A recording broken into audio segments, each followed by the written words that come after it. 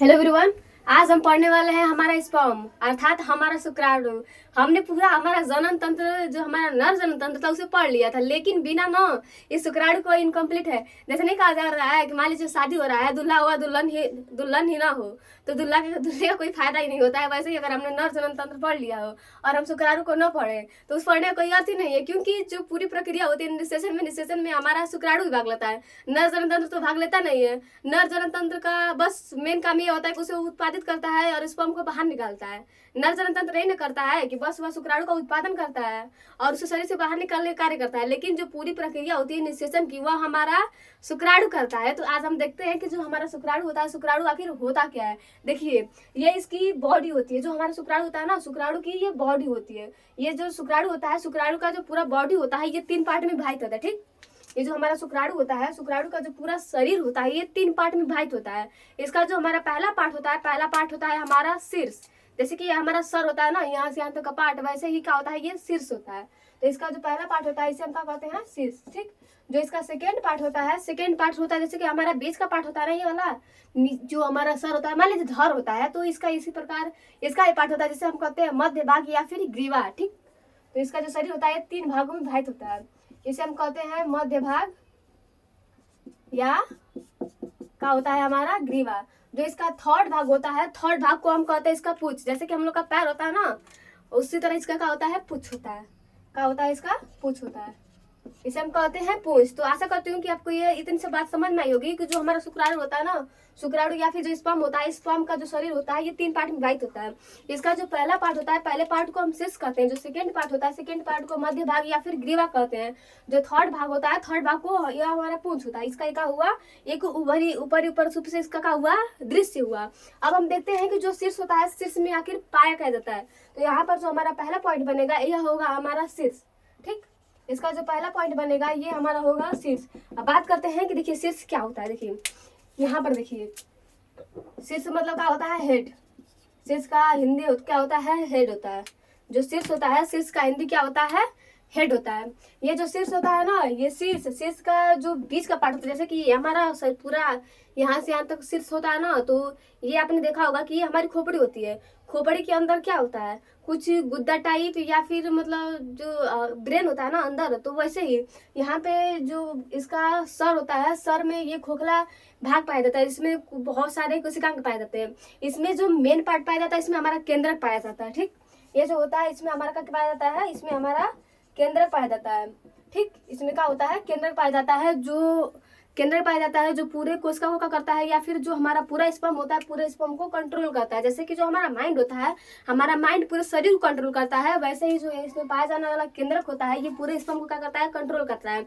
इसके अलावा ना इसमें क्या पाए जाते हैं, तो दूसरा पॉइंट याद रखा कि जो हमारे इसका सिर होता है ना, इसके सिर में गुणसूत्र पाए जाते हैं। ठीक, इसका जो सर होता है, सर में इसके क्या पाए जाते हैं, हमारे गुणसूत्र पाए जाते हैं। ठीक, तो यहाँ पर पहला पॉइंट लिखिएगा कि जो शीर्ष होता है ना, शीर्ष के अंदर, इसके शीर्ष के अंदर क्या पाया जाता है, तो केंद्रक पाया जाता है। ठीक, जो इसे कंट्रोल करने का कार्य करता है। जो सेकेंड पार्ट होता है, सेकेंड पार्ट इसमें क्या पाया जाता है, पॉइंट में क्या पाया जाता है, यहाँ पर मैंने क्या बताया अभी, गुणसूत्र पाए जाते हैं। ठीक, इसमें क्या पाए जाते हैं, इसके गुणसूत्र पाए जाते हैं।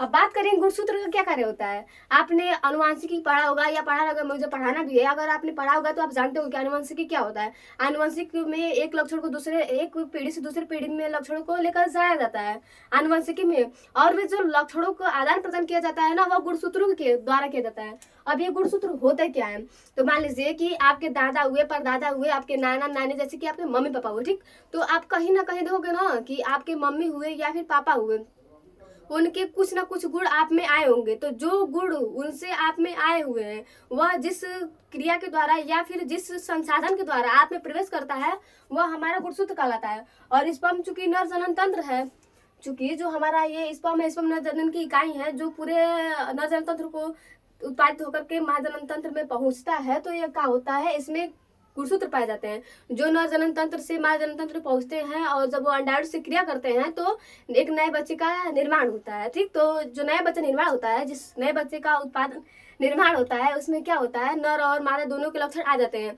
और यहाँ पर आपने कभी सोचा है कि मान लीजिए कि ये तो बस जब नर और मादा का संयोग हुआ तो वहां पर क्या हुआ, केवल नर और मादा के ही लक्षण आने चाहिए, लेकिन कहाँ से दादा परदादा के लक्षण चले जाते हैं। तो याद रखिएगा कि जो पिता है या फिर जो माता है, उनका भी जब उनके मतलब जब मादा क्या बोलते हैं, जब निषेचन की प्रक्रिया हुई होगी ना, तो कहीं ना कहीं उसमें से लक्षण आए होंगे। तो ये लक्षण का होता है, दर पीढ़ी दर आगे बढ़ता रहता है। तो यही गुणसूत्र होते हैं जो हमारे आनुवंशिक लक्षणों का क्या करते हैं, आदान प्रदान करते हैं। तो इसमें क्या पाया जाता है, जो स्पर्म होता है, स्पर्म के सर में हमारा क्या पाया जाता है, गुणसूत्र पाया जाता है और केंद्रक पाया जाता है।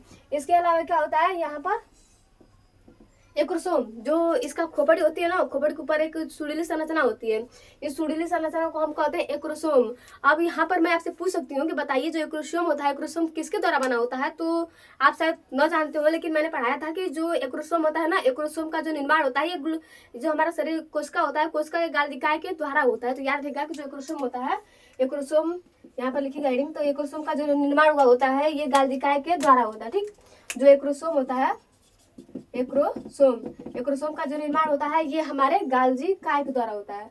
गाल्जी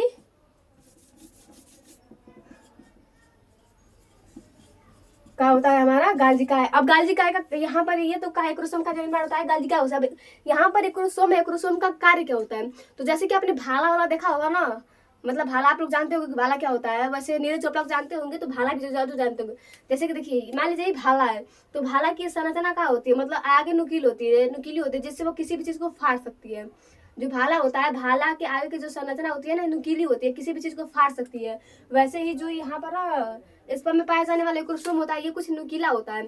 इसका ये कार्य होता है कि जब निषेचन प्रक्रिया होती है ना, जब जो शुक्राणु या फिर जो स्पर्म होता है अंडाणु से मिलता है, तो जो अंडाणु होता है, अंडाणु के ऊपर क्या पाया जाता है, कवच पाया जाता है। उस कवच को तोड़ने का कार्य करता है। जैसे कि मान लीजिए कि यहाँ पर अंडाणु, ठीक, और यहाँ पर ये स्पर्म आ रहा है, मान लीजिए कि ऐसे ये स्पर्म आ रहा है, तो यहाँ पर इसकी जो नुकीली पार्ट होता है ना, यहाँ पर जो इसका नुकीला पार्ट होता है, ये स्पर्म में पाया, यह जो हमारा अंडाणु होता है, अंडाणु पर पाए जाने वाले कवच को तोड़ने का कार्य करता है। इस कवच को तोड़ देता है और जाकर ये अंडाणु से मिल जाता है। जैसे कि आप अंडा खाते होगे, तो अंडा के ऊपर देखते हो ना, ऊपर में कवच रहता है, उस कवच को तोड़ के अंदर के पार्ट को बनाकर खाया जाता है। वैसे ही यहाँ पर अंडाणु के ऊपर भी कवच पाया जाता है। इस कवच को तोड़ने का जो कार्य होता है, ये हमारे एक्रोसोम का होता है। अब इसे तोड़ता कैसे है, तो जो हमारा एक्रोसोम होता है ना, एक्रोसोम का जो एकदम नुकीला भाग होता है, नुकीले भाग पर एंजाइम पाया जाता है। जो एंजाइम होता है इस कवच को नष्ट कर देता है, और जो हमारा स्पर्म होता है, स्पर्म अंडाणु में पहुंच जाता है, और यहाँ पर संलयन अर्थात निषेचन की प्रक्रिया संपन्न हो जाती है। देखा हुआ हमारा एक्रोसोम। यहाँ पर हमें शीर्ष में बस 3 पार्ट पढ़ने थे। इसका जो पहला पार्ट था कि इसमें केंद्रक पाया जाता है, पॉइंट, और जो सेकेंड पॉइंट था कि इसमें गुणसूत्र पाए जाते हैं। जो थर्ड पॉइंट था, ये हमारा था एक्रोसोम। एक्रोसोम क्या करता है, तो अंडाणु के जो कवच होता है, कवच को तोड़ने का कार्य करता है। इससे एक एंजाइम स्रावित होता है, और जो खुद एक्रोसोम का निर्माण हुआ होता है, यह हमारे गाल्जिकाय के द्वारा हुआ होता है। यहाँ पर जो इसका सेकेंड पार्ट है, सेकेंड पार्ट को हम कहते हैं मध्य भाग या फिर ग्रीवा। ठीक, जो सेकेंड पार्ट होता है, सेकेंड पार्ट को हम क्या कहते हैं, मध्य भाग या फिर ग्रीवा। पता नहीं कहाँ रखा रहता है। ठीक, इसे हम क्या कहते हैं, मध्य भाग या फिर ग्रीवा। ये हमारे का, जैसे कि हमारा बीच का पार्ट होता है ना, नीचे से सिर वाला, ये वाला कमर से ऊपर और यहाँ सर से नीचे, इस पार्ट को हम कहते हैं हमारा मध्य भाग। ऐसे इसका भी ये पार्ट का होता है, इस पार्ट को हम कहते हैं इसका मध्य भाग या फिर ग्रीवा। ये जो मध्य भाग होता है ना, मध्य भाग में ज्यादा कुछ नहीं पाया जाता है, इसमें इसका कोशिका द्रव्य पाया जाता है। जो हमारा मध्य भाग होता है, मध्य भाग में कोशिका द्रव्य पाया जाता है। और इसमें एक पॉइंट याद रखिएगा कि जो इसका मध्य भाग होता है ना, मध्य भाग में कोशिका द्रव्य के साथ साथ, जैसे कि पूरा हमारा मटेरियल होता है, मतलब बीच में नहीं होता है, जो हमारे शरीर को चलाने का कार्य करता है। ठीक, वैसे ही यहाँ पर इसका सब मटेरियल पाया जाता है। इसमें इसका माइट्रोकांडिया पाया जाता है। ठीक, मध्य भाग में पहला पॉइंट याद रखिएगा कि इसमें माइट्रोकांडिया पाया जाता है। क्या पाया जाता है, माइट्रोकांड्रिया पाया जाता है। इसमें माइट्रोकांडिया पाया जाता है। और माइट्रोकांड्रिया का क्या कार्य होता है, माइटोकॉन्ड्रिया क्या कर रहा होता है, ऊर्जा का उत्पादन करता है, ऊर्जा का उत्पादन करना। तो जो स्पर्म होता है, स्पर्म जो गति करता है ना, ऐसे ऐसे आगे बढ़ता है, तो जो स्पर्म की गति होती है, स्पर्म को गति करने के लिए जो ऊर्जा की आवश्यकता होती है, ये माइटोकॉन्ड्रिया के द्वारा प्राप्त होती है। तो याद रखिएगा कि जो स्पर्म गति करता है ना, वो माइटोकॉन्ड्रिया के द्वारा दिए गए ऊर्जा के कारण ही गति करता है, क्योंकि बिना ऊर्जा के कोई चल ही नहीं सकता। जैसे कि मान लीजिए हम ही लोग हैं, अगर हम लोग खाना वाना ना खाएं तो हम लोग नहीं चल सकते हैं। वैसे ही यहाँ पर जो हमारे स्पर्म गति करता है वो माइटोकॉन्ड्रिया के द्वारा करता है। इसके अलावा यहाँ पे सेकंड पॉइंट याद रहेगा कि जो हमारा माइटोकॉन्ड्रिया, यहाँ पर जो इसका मध्य भाग होता है ना, मध्य भाग में तारक काय अर्थात सेंट्रोसोम पाया जाता है। क्या, इसमें एक जोड़ी सेंट्रोसोम पाया जाता है, इसमें एक जोड़ी तारक काय या क्या पाया जाता है, सेंट्रोसोम पाया जाता है। अब सेंट्रोसोम का कार्य क्या होता है, अगर मैं आपसे पूछूं कि बताइए कि जो हमारा तारक काय होता है या फिर जो हमारा सेंट्रोसोम होता है, आखिर ये होता क्या है, पॉइंट तो बनता है ना। तो याद रखिएगा कि जो सेंट्रोसोम होता है ये स्पर्म को बढ़ाने अर्थात कोशिका के विभाजन में क्या होता है, सहायता करता है। अब यहाँ पे आपने क्वेश्चन हमेशा सुना होगा कि जो हमारे ब्रेन में पाया जाता है या फिर जो हमारे मेरुरज्जु, मतलब यहाँ पर बस एक पॉइंट याद रहेगा कि जो हमारा तंत्रिका तंत्र होता है ना, तंत्रिका तंत्र में पाया जाने वाला जो इकाई होती है अर्थात जो कोशिका हमारी न्यूरॉन होती है, न्यूरॉन में वृद्धि नहीं होती है। तो यहाँ पर आप में रिमाइंड में आ रहा होगा, आपके रिमाइंड में कि बताइए कि जो न्यूरॉन होता है, न्यूरॉन में वृद्धि क्यों नहीं होती है। तो याद रहेगा कि जो हमारा न्यूरॉन होता है, न्यूरॉन में हमारे तारक काय नहीं पाया जाता है, अर्थात जो हमारा सेंट्रोसोम होता है, सेंट्रोसोम नहीं पाया जाता है। जब हमारे न्यूरॉन में सेंट्रोसोम पाया ही नहीं जाता है तो नॉर्मल सी बात है, उसमें कोशिका विभाजन की प्रक्रिया होगी नहीं। जब कोशिका विभाजन की प्रक्रिया संपन्न नहीं होगी तो न्यूरॉन में वृद्धि नहीं होगी। ठीक, तो याद रहेगा कि जो हमारा ना न्यूरॉन होता है, न्यूरॉन में वृद्धि नहीं होती है। 10 पॉइंट यहाँ पर, लेकिन आपने सुना होगा ज्यादा हो जाएगा। ठीक है, फिर देख लीजिए जो हमारा ना कभी कभी आप देखते हो कि जो ब्रेन हैमेज होता है, ब्रेन मतलब ब्रेन ट्यूमर हो जाता है। तो ब्रेन ट्यूमर क्यों होता है, तो कोशिका की वृद्धि के कारण होता है। लेकिन जब न्यूरॉन में वृद्धि होती ही नहीं है तो ब्रेन ट्यूमर होता क्या है। तो याद रखा कि जो हमारा माइंड होता है, माइंड में 10% ऐसी कोशिकाएं पाई जाती है ना जिनमें वृद्धि होता है। तो जब उन 10% कोशिकाओं में ज्यादा वृद्धि हो जाता है तो वहां पर हमारे ब्रेन ट्यूमर की संभावना आ जाती है अर्थात हो जाती है। तो यहाँ पर जो हमारा इसका मध्य भाग होता है, मध्य भाग में एक जोड़ी तारक काय पाया जाता है जो इसकी वृद्धि में सहायक होता है। ठीक, ये बस इसमें इतना याद रखा कि इसमें माइटोकॉन्ड्रिया होती है जो इसे ऊर्जा प्रदान करता है, और इसमें एक जोड़ी तारक काय पाए जाते हैं जो इसके लंबाई में सहायता करती है या फिर कोशिका विभाजन में इसकी क्या करती है, सहायता करती है। और इसमें क्या पाया जाता है, हमारा कोशिका द्रव्य पाया जाता है। इसके बाद जो इसका थर्ड पार्ट होता है, थर्ड पार्ट को हम कहते हैं पूछ। ये क्या हुआ, इसका थर्ड भाग क्या कहलाता है, हमारा पूछ कहलाता है। जो हमारा थर्ड भाग होता है, थर्ड भाग जैसे कि हमारा पैर होता है, तो हमारा पैर का क्या कर होता है, बढ़ना ही होता है ना। हम लोग को चलना सिखाना ये सब होता है, बस आगे बढ़ना होता है। वैसे ही जो ये क्या करता है, जैसे कि सांप होता है, सांप का पूंछ क्या कर होता है, बस उसको आगे बढ़ाना होता है। तो ये उसमें गति प्रदान करने का कार्य करता है।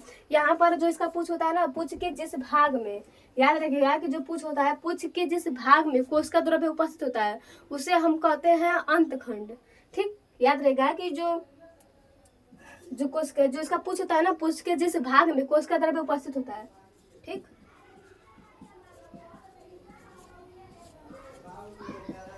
कोशिका द्रव्य उपस्थित होता है, उस भाग को हम कहते हैं मुख्य खंड। ठीक, उस भाग को हम क्या कहते हैं, मुख्य खंड। और जिस भाग में कोशिका द्रव्य उपस्थित नहीं होता है उस भाग को हम कहते हैं अंत्य खंड। ठीक, अंत्य खंड।